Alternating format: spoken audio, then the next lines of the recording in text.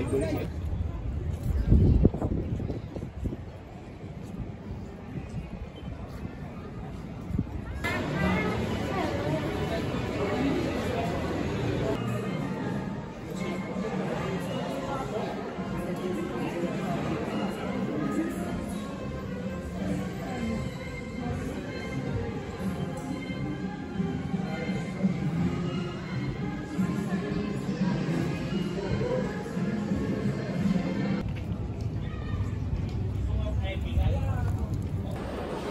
14h26 heure locale, on vient d'arriver à l'aéroport, donc toilette, sécurité et on se met devant la porte. Tranquille, fin de l'embarquement c'est dans 1 heure, donc tranquille. Vos accoudoirs rabattus, votre... Arrivé à Bordeaux, génial il peut.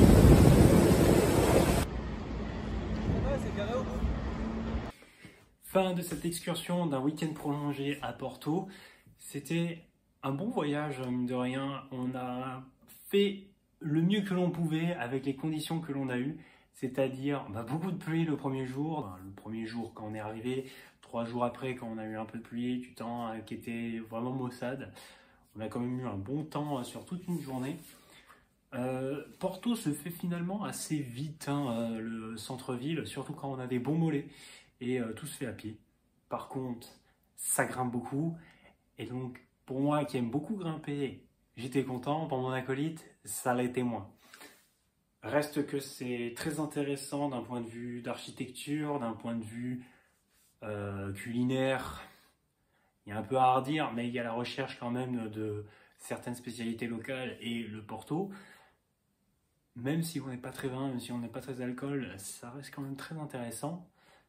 Et voilà, c'est une excursion qui est plutôt sympathique. De ce qu'on a vu, ça a l'air d'être une destination qui est très appréciée pour les enterrements de vie de jeunes filles. On en a vu 3, 4, 5 groupes rien que sur la journée du samedi. Et on en a vu d'autres groupes la journée du dimanche, un peu moins visibles sur les endroits qu'on est allé. On a finalement tourné assez souvent dans les mêmes rues, dans les mêmes quartiers. Le truc qui était bien, c'est qu'on était à côté de la boulangerie. Une boulangerie qui était vraiment très bonne, mais apparemment il y en a beaucoup. Dans toute la ville, on a pu en croiser plusieurs. Et on était à côté du grand marché, alors qu'il était fermé le dimanche, mais pour le reste des autres journées, prendre le petit déj là-bas, avec des fruits, un jus de fruits et des pâtisseries, c'est plutôt agréable pour un petit déjeuner français. Les fruits par contre sont pas si bons que ça. Les oranges, les agrumes ça va, mais le reste des fruits est un peu plus insipide. Bon, quand même du positif sur ce voyage, c'était pas le meilleur voyage que j'ai fait, loin de là, le Japon est clairement au-dessus. Mais pour un voyage qui a coûté moins de 500 € par personne, je pense 430 € pour moi avec les souvenirs que j'ai embarqués. Sans souvenir, je pense qu'on était sur 400 €, 400... Ouais, entre 400 et 450. J'ai pas fait les comptes exacts, mais on est plutôt bon. On a pris les Uber, on a pris les Bolt, même c'est pas les Uber, pour naviguer aujourd'hui et la veille, pour vraiment partir sur les endroits excentrés. Il y a des activités un peu plus excentrées qu'on aurait pu faire, mais avec un temps quand même bien plus radieux. Là, quand il fait maussade, aller explorer les vignes, c'est pas ce qui intéresse le plus. J'ai continué l'expérience à prendre des vidéos, mais cette fois-ci, en étant à 2, j'ai pas trouvé trop le temps de faire le montage le soir même, tout ça. C'est pas la même dynamique que l'on a quand on est à 2 plutôt que tout seul.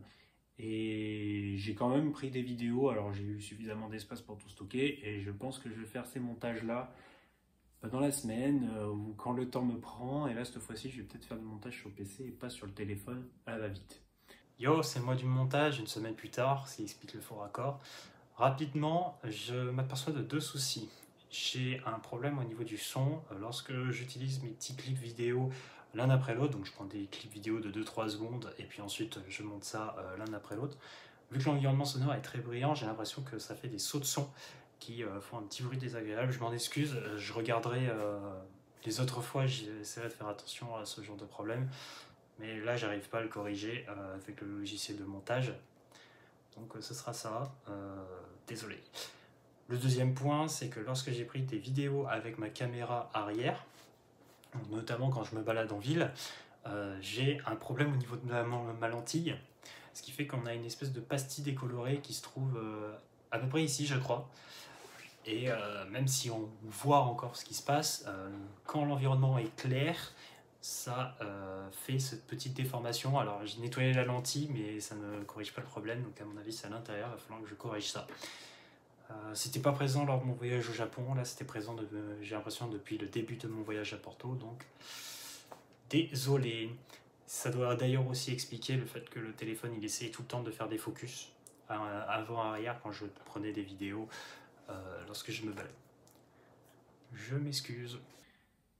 Pour avoir testé les 3 expériences différentes, qui est mon voyage au Japon qui était tout seul, le voyage à Porto qui était en binôme et le voyage road trip que j'avais fait l'année dernière, où on était 5, l'expérience que je préfère de loin, c'est l'expérience solo.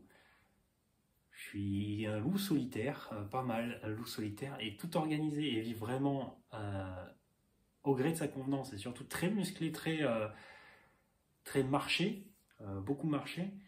Je suis pas limité par les autres, et aussi je pense que si t'es juste par rapport à tes aptitudes physiques, t'as pas à suivre la marche de quelqu'un d'autre. Et je pense que le problème que j'ai donné à mon acolyte, c'est justement d'être apposé un peu plus à ma marche.